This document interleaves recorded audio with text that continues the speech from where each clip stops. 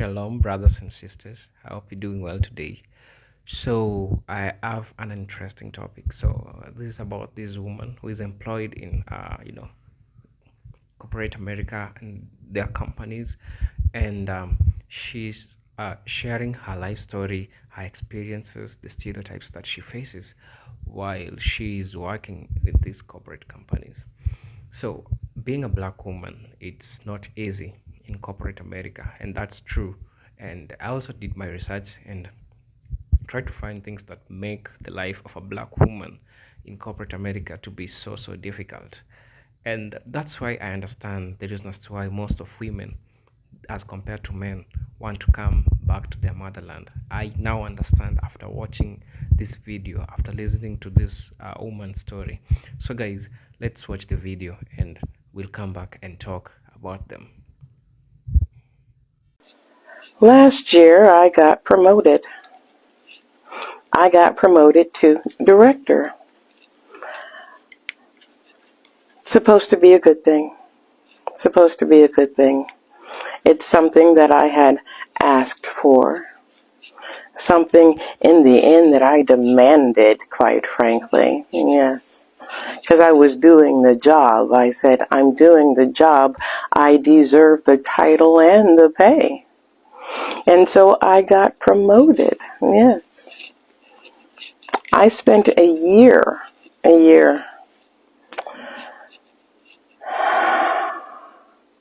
dealing with white women, reminding them that they defer to me on my clients because I'm in charge of my clients.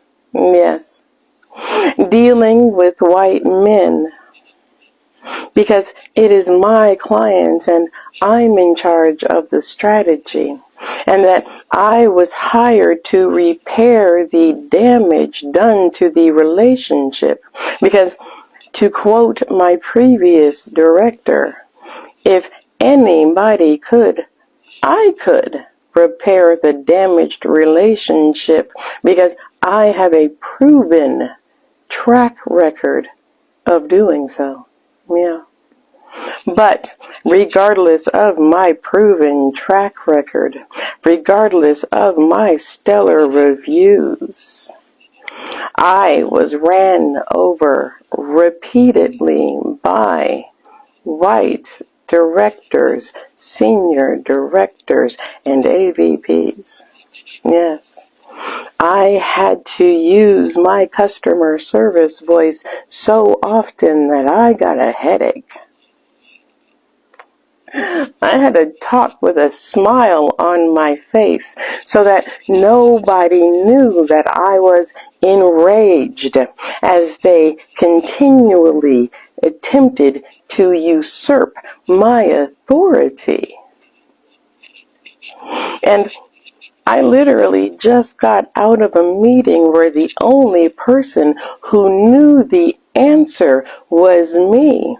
And once again, I was repeatedly ignored and talked over. And we don't want to even talk about the fact that I've got a client who likes everything about me as long as it's coming from a white person.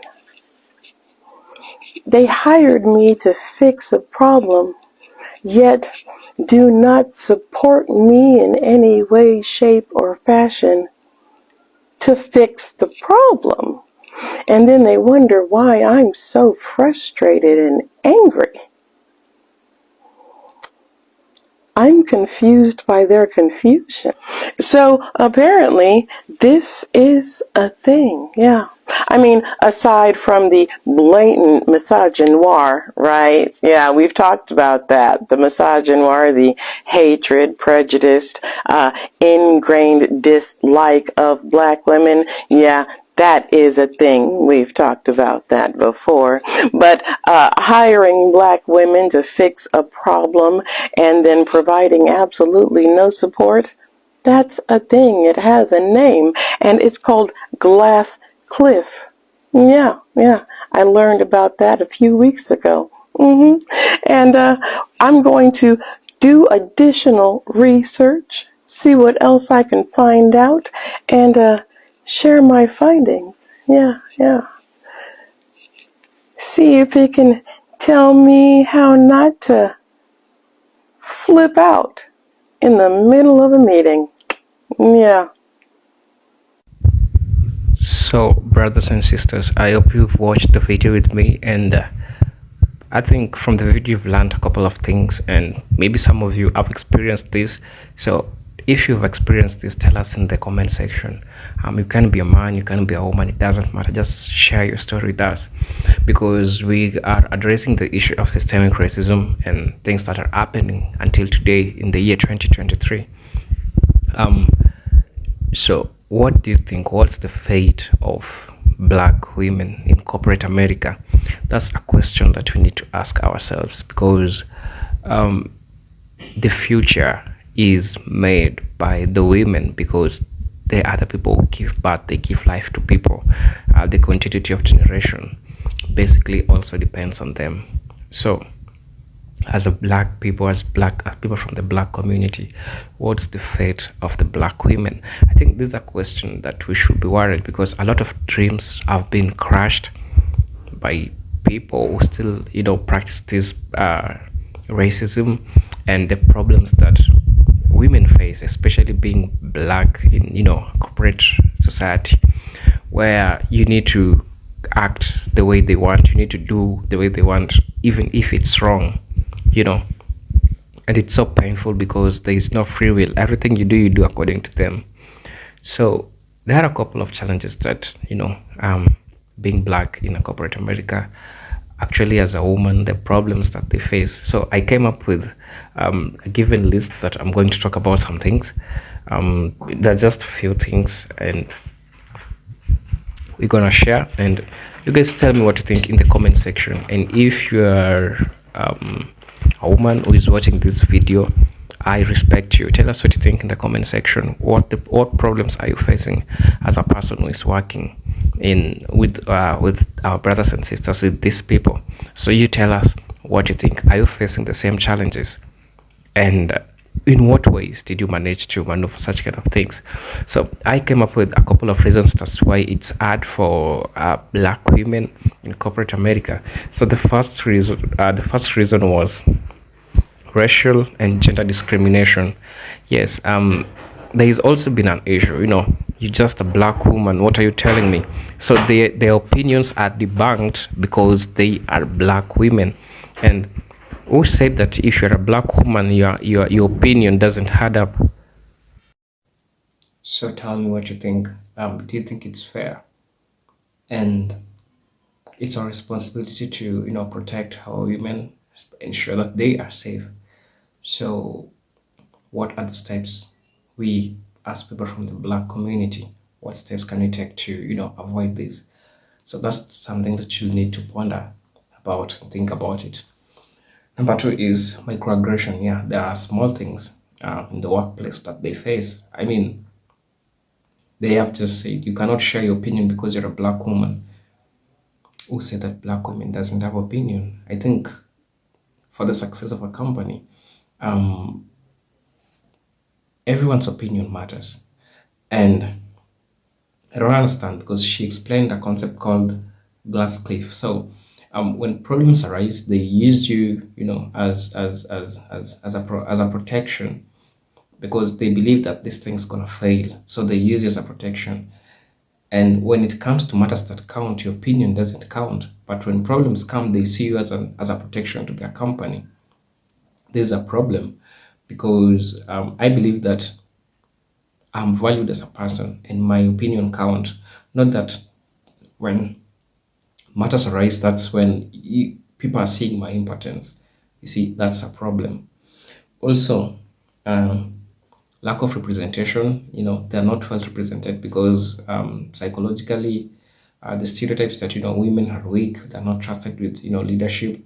So I think there is a misrepresentation of women when it comes to work and job places, and such kind of things also affect women in workplaces, and especially a black woman.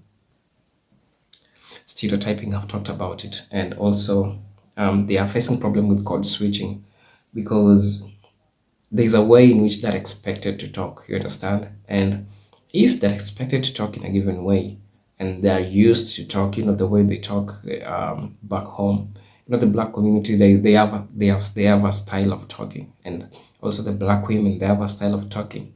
So they have to code switch for profile, they have to code switch for the office, they have to code switch during meetings because that's how they are wanted to, to appear. There's nothing like free will. So those are the challenges that they face. So you guys tell me what you think in the comment section. Do you think that this is fair? And I now understand why a lot of women now want to come to Africa, because I think they feel like it's dangerous being a black woman in the United States. It's dangerous to them. So I think they're just it's a it's a protection mechanism that's happening in them. That's why there are a lot of women who want to come to Africa as compared to men. And statistics shows that 50%, 55% of women have successfully come to Africa. Maybe I think things that motivate them are such kind of activities that happen back in the United States. So this is Eugene from Kenya. I hope you guys have a great day where you are. It's like 2 p.m. in Kenya right now. Actually 2 a.m. Sorry, it's 2 a.m. in Kenya right now. Kings and queens, stay safe where you are. This is Eugene from Kenya. If you're watching this video for the first time, kindly consider subscribing. If you're my returning subscriber, thank you so much. I'll appreciate you. So see you in my next video. Peace, love, and harmony. Salute.